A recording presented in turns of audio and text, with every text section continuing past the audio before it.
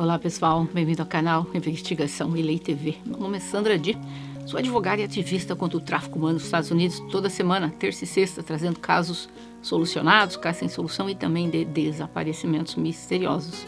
Hoje eu tenho uma indicação para vocês, o canal da minha amiga Verônica, chamado Crimes Franceses. Ela é um canal aqui do YouTube que ela conta crimes que ocorreram na França, o país onde ela mora. Vocês vão gostar, são casos inéditos, vocês nunca ouviram. Após de assistir esse vídeo, dá uma passadinha no canal da Verônica, que diz que foi indicação da Sandra Di. Mas vamos ao caso de hoje. Esse caso ocorreu agora, dia 13 de novembro de 2022, na cidade de Moscow, no estado de Idaho. Vocês vão ouvir muita gente falando Moscou, seria em português, né? Mas é Moscow. Mas vamos conhecer quem eram essas pessoas. 4 estudantes da Universidade de Idaho que tiveram a vida abreviada. Bethany Funk e Dylan Mortensen são as sobreviventes. Não sofreram absolutamente nada e nem sabia o que estava ocorrendo. Madison Mogen, Kaylee Gonçalves, Zana Kernodle, Ethan Chapin. Naquela noite, os amigos tiraram essa foto aqui juntos, antes de saírem para caminhos separados para a noite de sábado. Kaylee Gonçalves tinha 21 anos e era sênior na Universidade de Idaho, em Moscow. E essa cidade é uma cidade universitária, então tem gente jovem demais. A Kaylee estava cursando estudos gerais e ele estava há poucos meses para mudar-se de estado, porque ela havia conseguido um emprego novo na indústria de tecnologia no Texas. Ela planejou uma viagem para a Europa também. Kaylee era a melhor amiga de Madison Mogen. Madison tinha também 21 anos e ela estava no último ano da mesma universidade. Elas cresceram juntas. A Madison tinha um namorado chamado Jake Schreiger e ela iria passar o dia de ação de graças com a família dele. Ação de graça para nós é um feriado muito grande nos Estados Unidos, que é o dia que nós comemos peru, até mais celebrado que o Natal aqui. A família da Kaylee são extremamente próximas, da Madison e da Kaylee. Eles são amigos há muitos anos, como eu falei, as meninas cresceram praticamente juntas. A outra também que morava na casa, Zana Kernodle, ela tinha 20 anos e ela era do Arizona e estudava marketing e era namorada do Ethan Chapin. Ethan tinha 20 anos e era trigêmeo, tinha uma irmã e um irmão. Os trigêmeos também estudavam na Universidade de Idaho, mas a família deles é de Conway, no estado de Washington. O Ethan estava estudando esporte recreacional e turismo. Ele não morava com as jovens, mas ele tinha ido dormir na casa delas naquela noite porque ele era o namorado da Zana. Todos os 4 estudantes universitários eram bons amigos, saíam com frequência. Os pais do Ethan falaram com uma estação de notícias e disse que o Ethan era o comediante da família, era um amante de música country e esporte, de todos os esportes. Os pais do Ethan o viram no final de semana anterior ao ocorrido. Eles foram visitá-lo na universidade e o pai dele e a mãe disseram: criamos 3 seres humanos maravilhosos, mas agora o futuro parece muito diferente e o futuro de Ethan se foi. Naquela noite, Zana e o Ethan foram a uma festa em uma casa próxima de onde moravam e eles voltaram para a casa das jovens às 1h45 da manhã. Já as 2 sobreviventes chegaram em casa às 1 da manhã e elas estavam dormindo no primeiro andar da casa em quartos separados. A Kaylee e a Madison foram a um bar e chegaram em casa às 1h45 da manhã. Pegaram o Uber e chegaram em casa. A Kaylee e a Madison trabalhavam em um restaurante bem próximo até da faculdade chamado Greek Row. Era uma noite como qualquer outra de fim de semana, onde estudantes vão a festas, bares. Eles estavam se divertindo, mas tudo terminou em tragédia. A polícia recebeu uma ligação por volta do meio-dia por alguém que relatou que alguém estava inconsciente na casa. A Kaylee tinha um cachorro e é estranho que o cachorro não latiu durante tudo o que estava ocorrendo e o cachorro não sofreu nada e está vivo. Porque via de regra cachorros latem, né, quando vêm estranhos pela casa, mas se ele tivesse latido teria acordado todo mundo, mas pelo visto ele não latiu. O Ethan e a Zana já não estavam mais vivos. Então, provavelmente, não ouviram nada do que começou a ocorrer naquela casa. A casa tem 3 andares com 2 quartos em cada andar. Os quartos são separados por uma sala de estar e uma cozinha. A casa foi construída próximo de uma colina. Então, no segundo andar da casa, fica nivelado com o solo, como vocês podem ver. Na casa, como eu falei, viviam essas jovens, Kaylee, Madison, Zana, Bethany e Dylan. A Bethany e a Dylan estavam dormindo no primeiro andar da casa, como eu falei anteriormente. A polícia não divulgou quem fez a ligação para a polícia, mas o chefe da polícia, James Fry, diz que o telefone usado foi de uma pessoa sobrevivente, que relatou que havia alguém inconsciente. As sobreviventes não são consideradas suspeitas, mas algo aqui que me chama a atenção, até um pouco estranho. Havia sangue para todo lado. Como que alguém achou uma das jovens e ligou para a polícia e diz, olha, tem alguém aqui que está inconsciente? Geralmente quando a gente vê alguém assim, todo sujo de sangue, você vai começar ali naquela gritaria. Você não se refere, tem alguém inconsciente, você vai dizer, está ferido, está vivo, não está mais vivo, alguma coisa assim. Mas foi noticiado pelos jornais e TV que essa pessoa chamou alguns amigos para irem até a casa, porque essa pessoa achava que uma das jovens estava inconsciente. Então, quando a polícia chegou lá, essas pessoas estavam lá na casa, mas deixando bem claro que ninguém ali é considerado suspeito pela polícia. Eles já fizeram as entrevistas e tá tudo ok com esse pessoal. A polícia, quando chegou, eles não tinham ideia do que estava prestes a descobrir.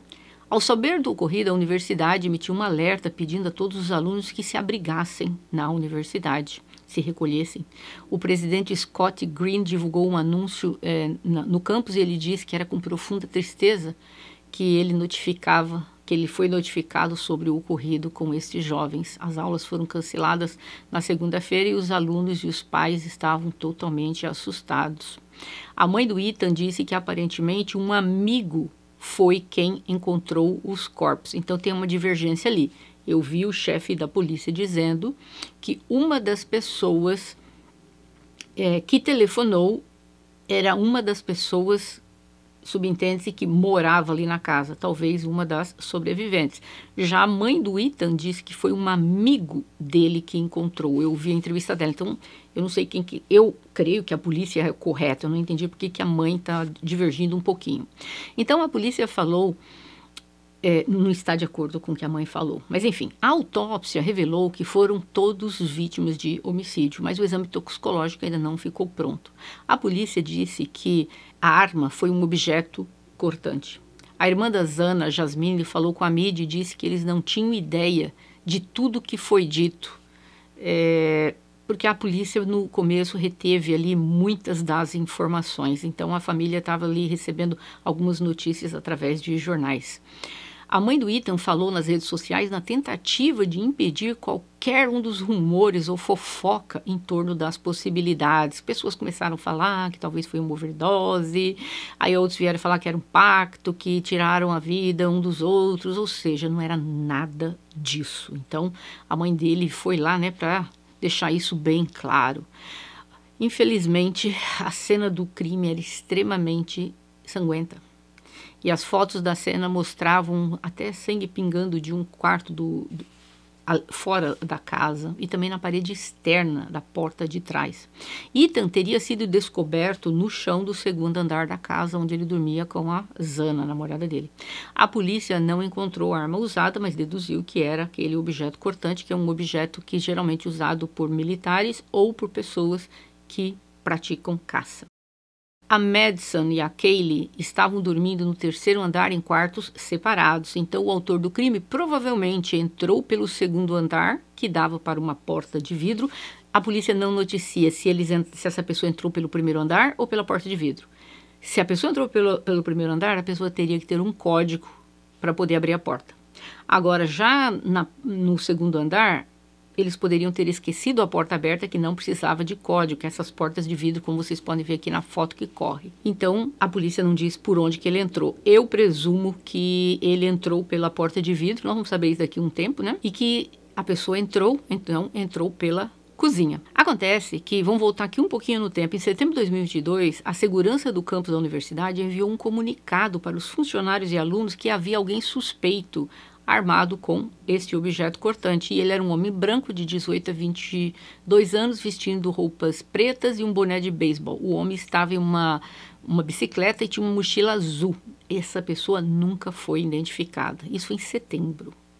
Os vizinhos disseram que naquele dia, no ocorrido, no dia 13 agora, não ouviram nada. Disseram que os jovens eram jovens bem comportados, até sempre davam festas na casa. Eles podiam ouvir música alta, mas que no geral as festas acabavam por volta das 10 da noite e eles eram sempre vistos sentados no quintal, bebendo, conversando, às vezes em volta de uma fogueira. Eram jovens, pelo que tudo indica, não eram envolvidos com substâncias ilícitas. Naquela noite, ninguém ouviu gritos, vizinhos não ouviram nada. Tem um vídeo onde vocês podem ver a Kaylee e a Madison comprando comida em um caminhão que vende comida ao lado do bar de onde elas saíram. E lá elas pediram um prato de macarrão à carbonara, esperaram por 10 minutos para ficar pronto e depois foram embora por volta das 1h40 da manhã. Porque dali de onde elas estavam até a casa dela levariam mais ou menos 6 minutos de Uber.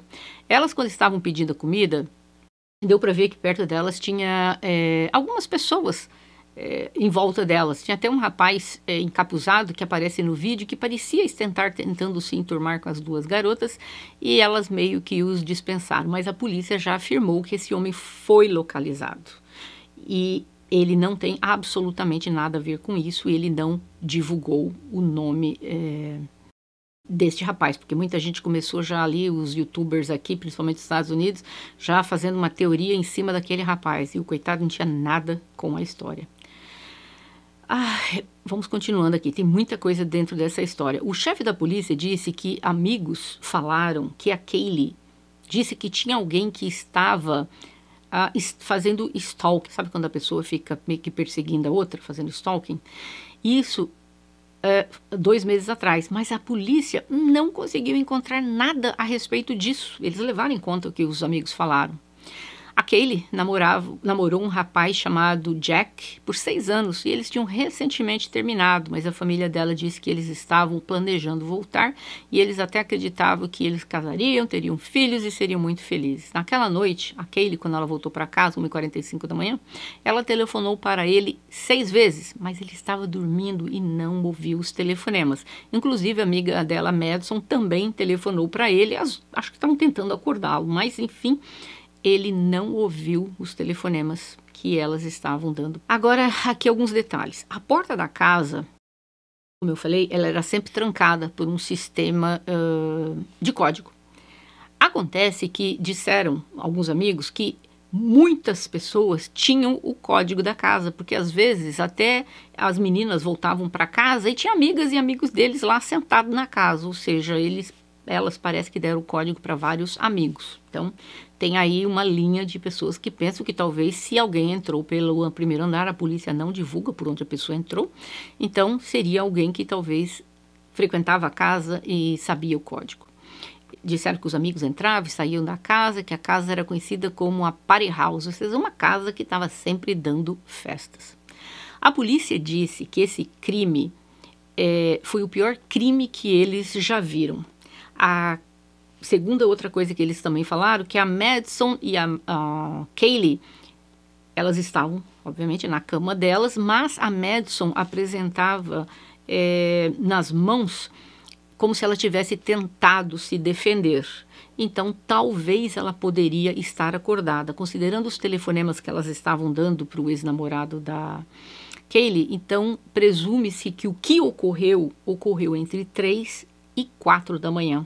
E talvez a Madison não estava totalmente dormindo quando essa pessoa entrou no quarto e ela tentou lutar contra essa pessoa para se desvencilhar.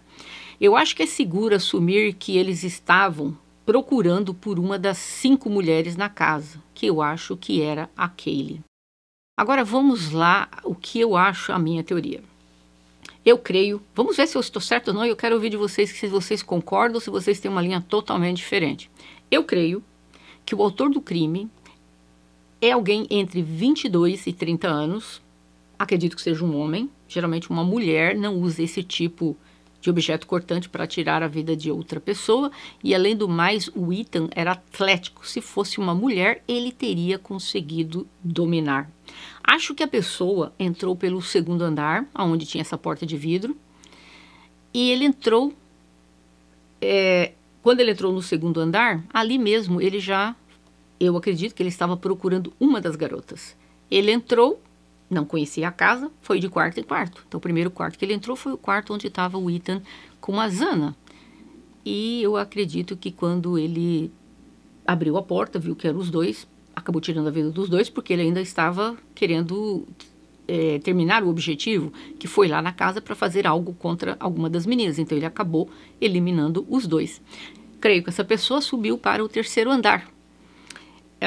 E ali no terceiro andar, eles entraram a pessoa entrou de quarto em quarto. Primeiro lugar, eu creio que entrou no quarto da Madison.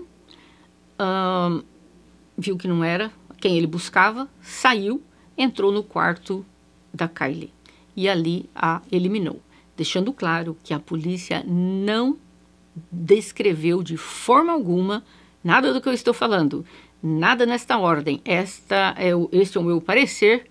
Vamos dizer assim, como alguém que já vê crimes há mais de 25 anos. Então, eu creio que essa seria a linha.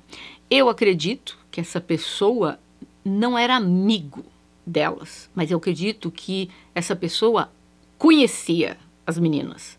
Eu creio que mais provável, talvez, seria a Kylie.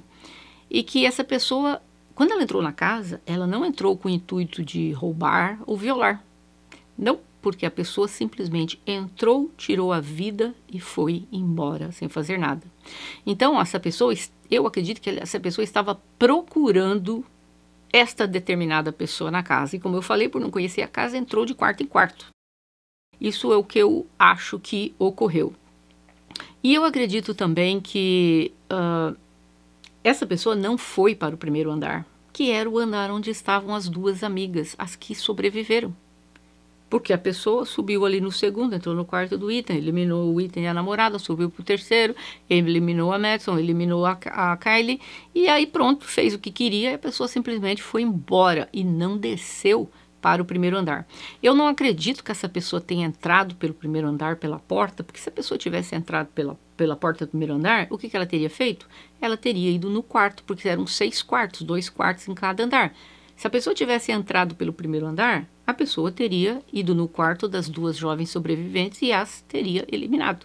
Então, eu não acredito que a pessoa entrou pelo primeiro andar, mas sim, repito, pelo segundo andar, pela porta que dá ali para a cozinha. Eu acredito que esse jovem talvez já tentou conversar com uma das jovens. Eu sou mais inclinada a achar que seria a Kylie. E ela meio que rechaçou, não quis nada com ele. E eu acho que essa pessoa resolveu tirar a vida dela. Acredito que seja alguém que não deve ter conhecimentos, vamos dizer assim, não é uma pessoa sociável. Geralmente esse tipo de crime é feito por psicopatas, eles são mais reclusos, eles não têm amigos, eles têm dificuldade dentro da família. Então, eu acredito que foi um crime intencional e que ele entrou lá com um alvo. E o alvo, eu acredito que era a Kylie. Infelizmente, as outras pessoas estavam lá na hora errada. Eu acredito que seja isso. Mas nós saberemos tudo isso quando encontrarmos o autor. E aí nós vamos ver se eu estou correta ou não na minha análise. Certamente a pessoa... Eu creio que a pessoa acabou se cortando de uma forma ou de outra. Você não tira a vida de 4 pessoas com um objeto cortante daquele tipo e não tenha tido absolutamente nenhum corte na mão. Então eu acredito que algum corte deve ter ocorrido na mão dessa pessoa. Eu acredito que deve ter sido encontrado o sangue dessa pessoa na casa, o DNA. E eu acredito que essa pessoa não tem passagem pela polícia. Porque se a pessoa tivesse passagem pela polícia, a polícia já saberia quem é através do DNA encontrado. E obviamente que eles devem ter encontrado DNA. Se não foi através de de sangue, de alguma outra forma, de fluidos ou qualquer coisa, eles devem ter encontrado. A polícia está bem secreta em relação a esse caso, sem divulgar muitas coisas, mas continuam dizendo que eles estão próximo. Como é uma cidade pequena, com poucos policiais, acabaram juntando-se a eles 40 policiais do FBI. Então, logo, esperamos que nós vamos ter uma notícia. É muito triste de pensar que esses pais mandaram os filhos para a universidade, fizeram planos que eles se formariam, teriam uma carreira, provavelmente casariam, teriam filhos, viajariam, teriam bons trabalhos, ou seja, seriam cidadãos produtivos da sociedade. Mas um psicopata cruzou pelo caminho e acabou os eliminando. E ontem, que foi o dia de ação de graças aqui nos Estados Unidos, dia 24 de novembro, aqui todo mundo se prepara no dia 23 de novembro à noite para viajar, para se encontrar com a família, que é o dia de ação de graças, que nos Estados Unidos nós damos graças a Deus por tudo. Então, é um feriado massivo, que todo mundo realmente viaja para casa. E ontem eu estava aqui com a família, minha família, eu pensando aqui assim, poxa vida, a família desses 4, provavelmente eles estavam os esperando pro dia de ação de graças, que é o dia que eles assariam peru, jogariam cartas no final do dia, né? Bater papo com a família, colocar as fofocas em dias com os amigos da cidade, porque muitos são de outros estados até. Infelizmente nada disso ocorreu. É muito lamentável. Mas agora eu gostaria de ouvir de vocês. Este é o meu parecer. Eu vou acompanhar esse caso de perto, que eu quero saber se o meu raciocínio está correto ou totalmente diferente. Eu tenho uma opinião um pouco diversa do que a polícia está dando e policiais do FBI aposentados que estão dando entrevistas. O meu parecer difere completamente deles. Eu vi uma das investigadoras aposentadas do FBI, ela é uma profiler, né? Então ela descreve a pessoa, o que ela acha, e ela descreve completamente diferente do que eu descrevi. Ela fala que seria uma ou mais pessoas, ou seja, a teoria dela não tem nada a ver com a minha, absolutamente nada. A polícia não divulga, então eu criei a minha teoria considerando os fatos que eu sei e um pouco de criminalidade que eu sei, mas eu gostaria de ouvir de vocês. Vocês acreditam que foi um serial killer que entrou na casa, tirou a vida de todo mundo e foi embora? Vocês acreditam que é alguém que especificamente foi atrás de determinada pessoa e tirou a vida dela? Ou você acha que é alguém que elas conheciam, amigos? O profiler, né, a pessoa que fala, que descreve a pessoa do agente do FBI que descreve a pessoa, ela disse que ela praticamente tem certeza que a pessoa era amigo de quem estava na casa e frequentava a casa. Eu completamente acho que não. Porque a pessoa ia de quarto em quarto para eliminar, na minha opinião. E se ela conhecesse a casa, ela ia direto para o quarto que ela queria. Então, eu não... Minha opinião é contrária. Mas eu gostaria de ouvir de vocês. Era alguém, amigo, conhecido, que entrou na casa e tentou fazer algo? E é esse o caso de hoje. Todos os namorados, ex-namorados de todo mundo, deixando bem claro, eles foram já, assim, descartados, não são suspeitos de nada que aconteceu. Mas eu gostaria de ouvir a teoria de vocês. Não deixe de colocar aqui, vamos ver. E a gente vai acompanhar de perto, vamos ver qual teoria, quem de nós aqui vai acabar acertando o que aconteceu, infelizmente, com esses jovens. E é isso, pessoal. Após terminar esse caso, dá um pulinho lá no canal da Verônica e não deixe de assistir os vídeos dela, que são muito bons. E eu vejo vocês.